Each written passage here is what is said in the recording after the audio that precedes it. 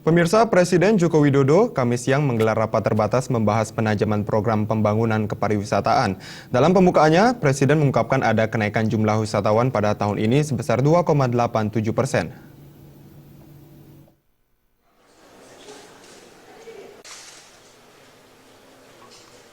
Dalam pembukaan rapat terbatas tersebut bersama sejumlah menteri terkait di kantor Presiden Jakarta, Presiden Joko Widodo menyebutkan kunjungan wisatawan pada Agustus 2015 sebesar 850.000 wisatawan. Sektor pariwisata dinilai paling cepat menggerakkan perekonomian bangsa, meski saat ini tengah adanya perlambatan ekonomi global, termasuk Indonesia. Kunjungan wisata mancanegara mengalami kenaikan 2,87% jika dibandingkan pada bulan Agustus tahun 2014.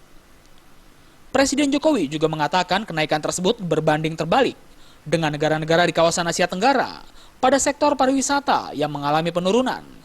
Untuk itu, Presiden menginginkan angka ini bisa dijadikan momentum untuk memperbanyak lagi kunjungan wisatawan mancanegara ke Indonesia. Presiden meminta kementerian lembaga terkait untuk terus membuatkan terobosan untuk meningkatkan jumlah wisatawan yang datang ke Indonesia. Presiden berharap promosi dilakukan dengan masif sejalan dengan perbaikan infrastruktur yang dilakukan pemerintahan pusat.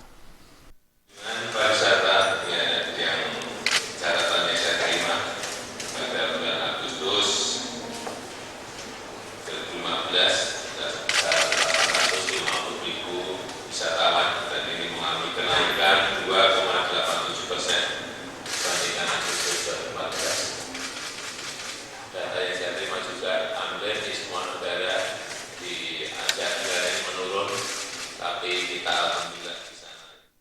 Dari Jakarta, Linda Puspitasari dan Adam Irhas melaporkan.